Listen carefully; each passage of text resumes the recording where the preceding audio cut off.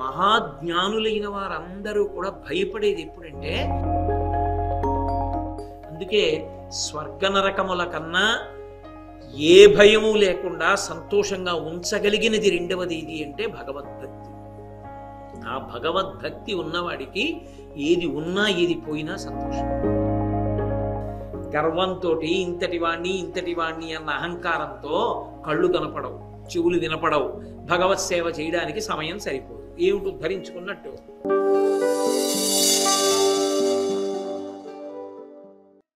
ధర్మరాజా, ఇది పుణ్యం యొక్క విశేషం, నీకు ఇప్పుడు బాగా అర్థమైందని నేను అనుకుంటున్నాను అన్నాడు మార్కండేయ మహర్షి. అంటే దాని అర్థం ఏంటంటే, ఎంతకాలము పుణ్యములు చేసి కీర్తి లోకమునందు ఉంటుందో అంతకాలము మాత్రమే స్వర్గలోకమునందు నివాసం ఉంటుంది. కాబట్టి స్వర్గలోకాన్ని అపేక్షించడం కన్నా దాన్ని చిత్తశుద్ధి కొరకు ఈశ్వరుడు నన్ను అనుగ్రహించాలని కోరుకుంటే, మళ్ళీ పుట్టడం, మళ్ళీ చావడం, ఈ సుఖదుఖాలు అనుభవించడం, ఈ గొడవ అనేటటువంటివి లేకుండా ఉండగలుగుతాడు. ఒక్కొక్కచో స్వర్గలోకవాసం అంత పుణ్యం లేకపోవచ్చు, కానీ చాలా పుణ్యం చేసినవాడు అనుకోండి, అది పుణ్యం కింద ఉంచుకుంటాను అనుకుంటే ఏమవుతుందంటే ఉత్తర జన్మల యందు దాన్ని అనుభవించాలి. కాబట్టి అది జన్మకి కారణం అవుతుంది. వచ్చే జన్మలో పుడతాడు, ఈ జన్మలో ఏదో చాలా పుణ్యం చేశాడు. ఈ పుణ్యం అంతా ఎందుకు పనికి వస్తుందంటే ఎంత వేగంగా దీన్ని హరించచ్చని చూస్తారు. సమున్నతమైనటువంటి స్థితిలో అధికారంలో కూర్చున్నాడు అనుకోండి, ఒక చక్రవర్తిగా కూర్చున్నాడు అనుకోండి, ఆ సింహాసనం మీద కూర్చోడానికి, చక్రవర్తి అని అనిపించుకోవడానికి ఎంత పుణ్యం వ్యయమైపోతుంది. ఒక జన్మలో చక్రవర్తిగా ఓ 30 సంవత్సరాలు అనుభవించాడు, అయిపోయింది పుణ్యం అంతా. గత జన్మలో ఎంతో కష్టపడి చేసుకున్న పుణ్యం అంతా ఓ 30 ఏళ్లలో పూర్తయి పాపం మాత్రం మిగిలిపోతుంది. అనుభవంలోకి రావాలిగా మళ్ళీ అది. ఇప్పుడు మళ్ళీ పాపం చేయకుండా పుణ్యమే చేస్తామని ఏమి నమ్మకం మనుష్య జన్మలోకి వస్తే?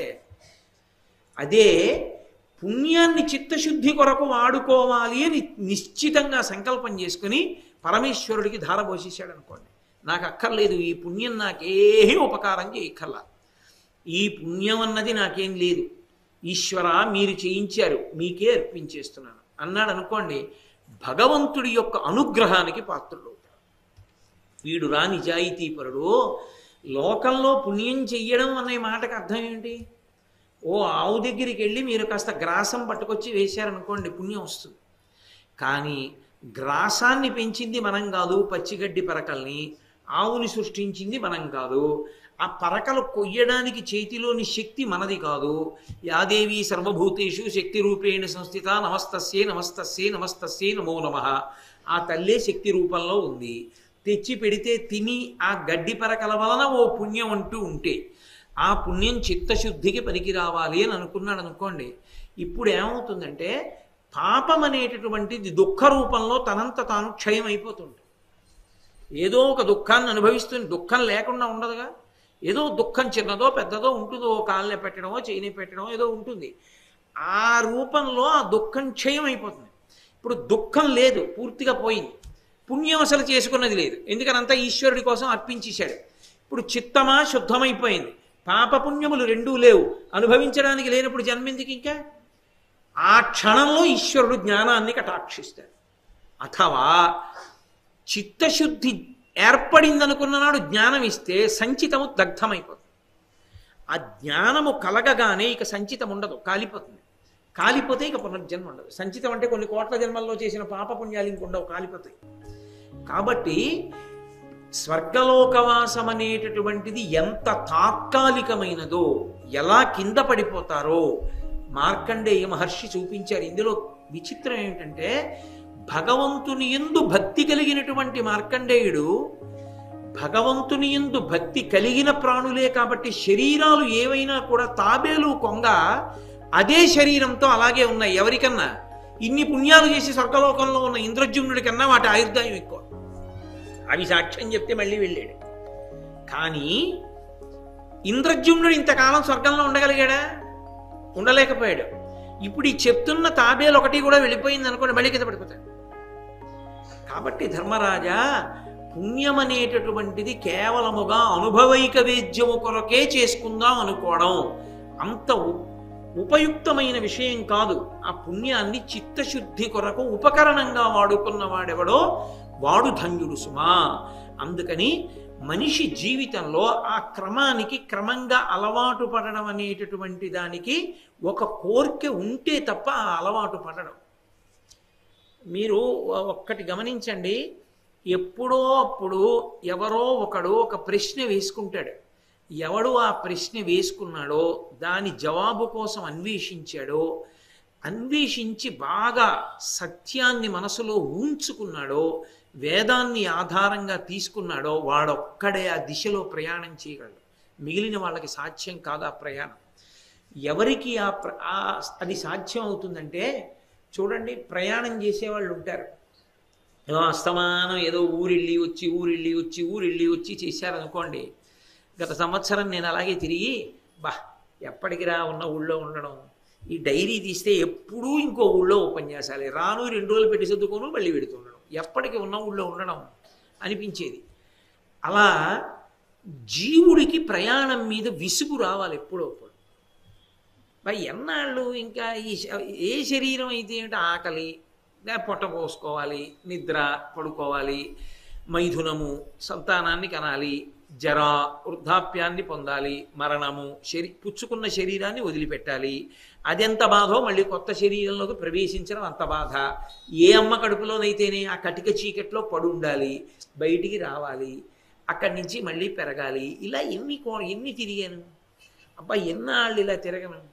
ఇక ఇలా తిరగవలసిన అవసరం లేకుండా ఈ శరీరం అన్న దానిలోకి రాకుండా హాయిగా ప్రశాంతంగా ఆనందంగా నేను నిలబడిపోయే రోజు ఇప్పుడు అన్న ప్రశ్న ఎవరైనా వేసుకుని దాని జవాబు కోసం పరితపించాడు అనుకోండి, వాడికి ఇది అత్యంత ఉపయుక్తమవుతుంది.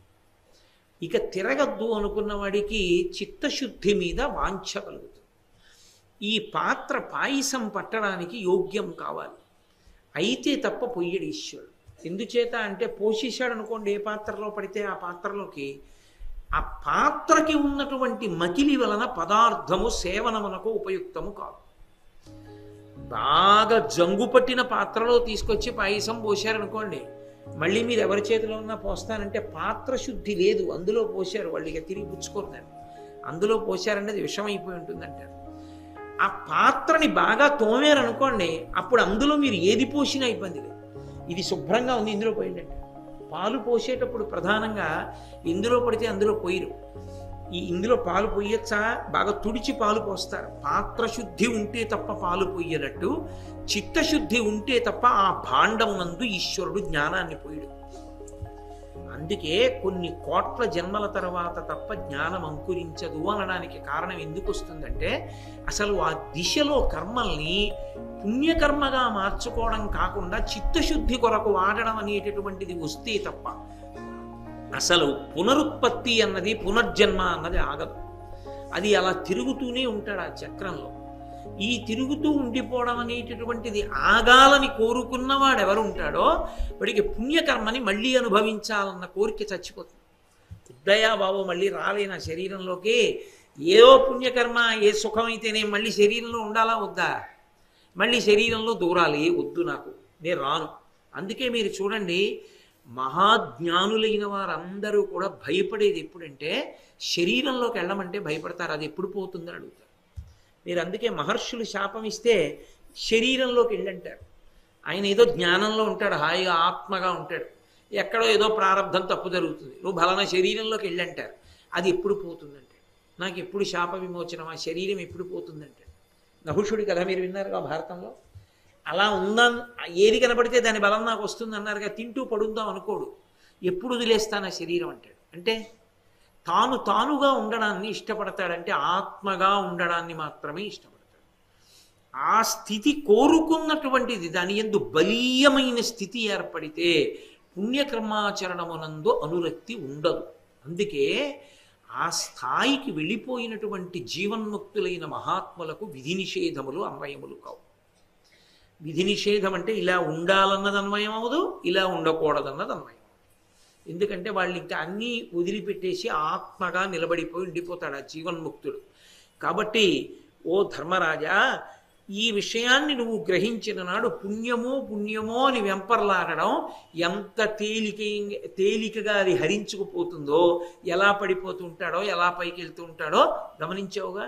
వెతుక్కుని వచ్చాడు, అడిగాడు, వెళ్ళాడు, మళ్ళీ ఎన్నాళ్ళు ఉంటాడు, మళ్ళీ తోసేస్తారుగా ఎప్పుడో అప్పుడు, మళ్ళీ పడిపోతాడు. కాబట్టి ఉపాధి ఏది అన్న దాంతో సంబంధం లేదు తరించడానికి. మీరు అదొకటి బాగా గుర్తుపెట్టుకోవాల్సి ఉంటుంది. ఇది ఒక తొడుగు అంతే. ఈ మనుష్య శరీరం అనేటటువంటిది అన్ని తొడుగులలోకి ఉత్తమమైన తొడుగు. ఎందుకంటే దీనికి సహజంగా అధికారం ఉంటుంది, అన్ని పుణ్యకర్మలు చేయొచ్చు, దీంతో బుద్ధి ఉంటుంది. కానీ ఒక్కొక్కసారి మినహాయింపులు ఉంటాయి. మిగిలిన తొడుగుల్లో కూడా అంతకన్నా మహాజ్ఞానులు ఆ తొడుగుల్లో ఉంటూ ఉంటారు. అందుకే మీకు ఎక్కడ కనపడదు. ఒక్క సనాతన ధర్మంలో మాత్రం జంతు శరీరములలో ఉన్నటువంటి వాళ్ళు అద్భుతమైన సభలలో నిలబడి ఉంటారు. కనక సభ అని చిదంబరంలో ఉంటుంది. అందులో ప్రతిరోజు ప్రదోష వేళలో పరమశివుడు తాండవ నృత్యం చేస్తాడు. అక్కడ నటరాజుగా ఉంటాడు. ఆయన నటరాజుగా ఉన్నప్పుడు కింద పాము శరీరం, పైన మనిషి ముఖం, పతంజలి నిలబడి ఉంటాడు. వ్యాఘ్రపాదుడు అని కింద పెద్ద పులి శరీరం, పైన మనిషి యొక్క తల, ఒక పక్క వ్యాఘ్రపాదుడు నిలబడతాడు. ఒక పెద్ద పులి, ఒక పాము రెండు క్రౌర్యానికి ప్రతీక. వెంటబడి పీకేస్తాయి, పగపట్టి వెంటబడి కరుస్తుంది పాము. అంత చంచలంగా పారిపోయి కరిచేటటువంటి పాము సంగీతం విందంటే పోని అనుకోవచ్చు, నృత్యాన్ని ఇలా పైకి లేచి వింటుంటుంది. మీరు ఎప్పుడైనా నటరాజసభ చిత్రాన్ని చూశారో లేదో, ఇప్పటికీ కాంచీపురం వెడితే ఏకాంబరేశ్వర సన్నిధానంలోకి వచ్చాక నటరాజస్వామి దేవాలయంలోకి వెడితే కొంచెం మీరు పట్టి చూస్తే నటరాజస్వామి వెనకాతల ఉంటుంది కనక సభ. అద్భుతమైనటువంటి మూర్తి గీసి ఉంటుంది, గోడంతా కూడా. అందులో కనపడతారు వ్యాఘ్రపాదుడు, పతంజలి. పాము పులి కదలకుండా నిలబడ్డాయి, అంగీకరించారు, వాళ్ళిద్దరిని ఉండమన్నారు సభలో. ఒక్కొక్కసారి ఉపాధి సంబంధం ఉండకుండా లోపల ఉన్న జీవుడంతటి మహాత్ముడు అందులో ఉంటాడు. నహుషుడు పూర్వజన్మ జ్ఞానంతో కొండ చిలువలో లేడు ఇన్న భారతంలో. మనుష్య భాషను అర్థం చేసుకుని మాట్లాడగలిగినటువంటి పుణ్యకర్మ కలిగిన దీర్ఘాయుష్మంతులైనటువంటి ప్రాణులుగా తాబేలు, కొంగ లేవు. అందుకనే శంకర భగవత్పాదులు మాట అంటారు, వటుర్వాగి నరత్వం దేవత్వం నగవన మృగత్వం మశకత పశుత్వం కీటత్వం భవతు విహగత్వాది జననం సదాత్వత్పాదాబ్జ స్మరణ పరమానందలహరి విహారాసక్తం చేద్రు దయమిహ కింతేన వపుషా అన్నారు. శరీరంతో ఏముందయా పరమేశ్వర, లోపల ఉన్న జీవుడు భక్తుడైతే ఏ శరీరంలో ఉన్నా అదృష్టవంతుడే. సాలెపురుగు, ఏనుగు, పాము పరమేశ్వరుణ్ణి సేవించలా? ఓ కొండ భద్రాచలం రామచంద్ర ప్రభువుని సేవించి తన తల మీద పెట్టుకోవాలా? కాబట్టి అందుకే కదూ దూర్జట్ అంటాడు, ఏ వేదంబు పఠించే లూత భుజగం వేశాస్త్రములు చూచే తానీ విద్యాభ్యాసమనర్చె కరి చెంచే మంత్రమూహించే బోధావిర్భావ నిధానముల్ చదువులయ్యా కాదు మీ పాద సంసేవాసక్తియ కాక జంతుతతికిన్ శ్రీకాళహస్తీశ్వర అంటాడు. అందుకే స్వర్గనరకముల కన్నా ఏ భయము లేకుండా సంతోషంగా ఉంచగలిగినది రెండవది ఇది అంటే భగవద్భక్తి. ఆ భగవద్భక్తి ఉన్నవాడికి ఏది ఉన్నా ఏది పోయినా సంతోషం. అందుకే ఆ ప్రహ్లాదుడు అంటాడు, నీ పాదకమలంబు నియతిగొల్చిన దాని చేరునే సురరాజ భోగపరత చెవులు వినరావు చిత్తంబు చిక్కుపడును సేవలన్నయుమరచు నీ మహిమమాన్పి మేలు చేసితివి నీ మేర మేటి సూపి అంటాడు. ఎందుకయా దిక్కుమాలిన అధికారాలు? గర్వంతో ఇంతటి వాణ్ణి అన్న అహంకారంతో కళ్ళు కనపడవు, చెవులు వినపడవు, భగవత్ సేవ చేయడానికి సమయం సరిపోదు. ఏమిటి ఉద్ధరించుకున్నట్టు? వద్దయా, నాకు ఆ ఐశ్వర్యాలు వద్దు, నాకు ఆ పదవులు వద్దు, హాయిగా ఇలా ఉండని ఉంటే చిత్తం నీ మీద పెట్టుకోవడానికి అవకాశం ఉంటుందంటే ఏదైనా పరమేశ్వరుడు ఉన్నాడంటే. కాబట్టి వాడికి ఏమిటి లోటు? ఎప్పుడూ సంతోషంగా ఉంటాడు. భగవద్భక్తి సరి అయినటువంటి పరిష్కారం. రెండవది చిత్తశుద్ధి కొరకు పుణ్యకర్మాచరణము కొంచెం పై స్థాయిలో నిలబడగలిగితే, అథవా తేలికైన మార్గం ఆ భక్తి. ఎందుకు చేశారండి? పుణ్యం కోసం కాదండి, చేయకుండా ఉండలేక. పక్క ఆయన పేపర్ చదివి పక్కనెట్టాడు, ఒకసారి ఇస్తారేంటి చదువుతానన్నాడు. ఏమీ లేదండి వాళ్ళ పేపర్లో. ఒక్కసారి అదే నేను తెలుసుకుంటానని చదువుతాను. ఎందుకు ఆయన చెప్పాడుగా ఏమీ లేదని, నువ్వెందుకు చదవడం? అంటే నువ్వు ఓ గంట చదివేసి అవునండో ఏమీ లేదని కూర్చోవాలి. ఆయన చెప్తే నమ్మకుండా ఏమీ లేదు అందులో తెలుసుకోవడానికి పేపర్ చదువుకున్నట్టు రోజు భగవంతుని యొక్క కార్యం చేయకుండా ఉండలేక భగవత్ కార్యం చేస్తున్నాడు. ఎందుకయా పూజ చేస్తావు చేయకుండా ఉండలేక, ఎందుకయా భారతం చదువుకుంటున్నావు చదువుకోకుండా ఉండలేక. అంతేగానే భారతం చదువుకుంటే పుణ్యం వచ్చేస్తుందని కాదు. ఆ భారతం జరిగితే కాసేపు భగవంతుడి గురించి జరిగితే నాకు అదో సంతోషం. ఒకడికి కొడుకుని చూస్తే సంతోషం, ఒకడికి కూతుర్ని చూస్తే సంతోషం, ఒకడికి మనవాణ్ణి చూస్తే సంతోషం, ఒకడికి భారతం చదువుకుంటే సంతోషం. ఎవడ అదృష్టాన్ని బట్టి వాడికి సంతోషం. కాబట్టి ఆ భగవద్భక్తి శాశ్వతమైనటువంటి ఆస్తి. కాబట్టి ఈ తారతమ్యాన్ని నువ్వు గమనించవలసి ఉంటుంది. ఇది ధర్మరాజు గారికి మార్కండేయుడు చెప్పడంలో ఉన్నటువంటి రహస్యం. అంతేగాని ఏదో ఓ కథ తీసుకొచ్చి ధర్మరాజు గారికి చెప్పడానికి ఆయన అంత అమాయకుడు కాదు, ఉత్తిని కూర్చుని వినడానికి. అక్కడ ఉన్నవాళ్ళు ఎవరు? ఏదో చందమామ కథలన్నీ చెప్తే వినడానికి కూర్చున్న వాళ్ళు కాదు, సమయాన్ని అతి విలువైనదిగా చూసేవాళ్ళు. ఒకరు శ్రీకృష్ణ భగవానుడు, ఒకడు నారద మహర్షి, ఒకడు మార్కండేయుడు, ఒకడు ధర్మరాజు, వేరొకడు ధౌమ్యుడు. మిగిలిన వాళ్ళు నిత్యాగ్నిహోత్రీకులైన విప్రులు. ఏ కారణం లేకుండా ఎందుకు వింటారు? అంటే అందులో ఏదో వేదాంత ప్రతిపాదన ఉన్నది అని గుర్తు. కాబట్టి ఈ మాటలు చెప్పి ఆయన అన్నాడు, ధర్మరాజు గారు ఒక మాట అన్నాడు, చాలా సంతోషం, నేను మీరు చెప్పినటువంటి విషయాన్ని పూర్తిగా జీర్ణం చేసుకున్నాను. లోకంలో ఒక్కొక్కడు ఒక్కొక్క పేరుతో పుడతాడు, పుట్టి ఇంకొక పేరుతో పిలవబడుతూ ఉంటాడు. ఇది చాలా చిత్రంగా ఉంటుంది. కీర్తి అన్న మాట కదా వచ్చింది అక్కడ. కీర్తికి గుర్తు ఏమిటో తెలుసా? అసలు ఆ పేరే మారిపో.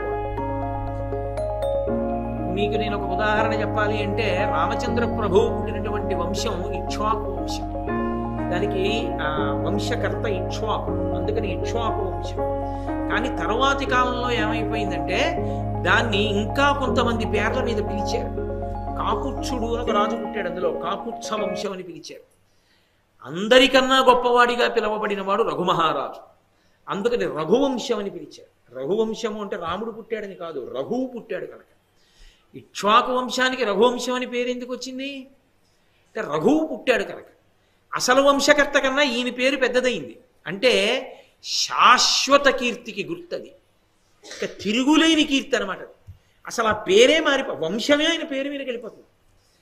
అలా పేరే మారిపోయిన వాళ్ళు కొంతమంది ఉన్నారు. అవి చాలా చాలా గొప్ప విశేషాలు. అది సామాన్యమైనటువంటి విషయంతో వచ్చేటువంటిది కాదు. అవి ఏదో జీవితాంతం మంచి పనులు చేస్తే వచ్చేవి కావు.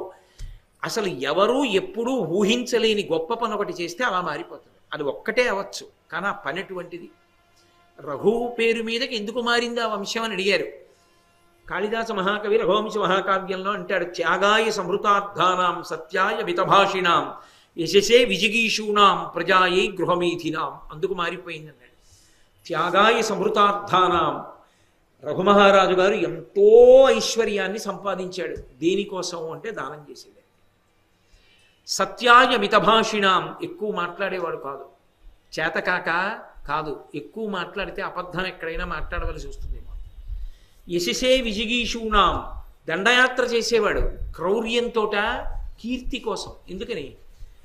యశమునందనురక్తియు ప్రకృతి సిద్ధ గుణంబులు సజ్జనాళికిన్. కీర్తి ఉండాలని కోరుకోవడం సజ్జనుడి యొక్క లక్షణం.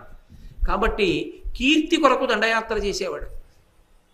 ప్రజాయై గృహమేధినాం, సంసారమునందు భార్యతో ఉన్నాడు. దేని కొరకు? కేవల సాంసారిక భోగము కొరకు కాదు, వంశోద్ధారకుడి కంటే తప్ప తనకి పితృరుణం పోదని ఆ పితృరుణం నుంచి విముక్తుడవడానికి కొడుకుని కనడానికి సంసారంలో ఉన్నాడు. ప్రజాయై గృహమేధినాం. ఇన్ని 4 గొప్ప లక్షణములు ఉన్నవాడు కనుక రఘుమహారాజు గారు పుట్టిన తరువాత ఇక్ష్వాకు వంశము రఘువంశమైంది.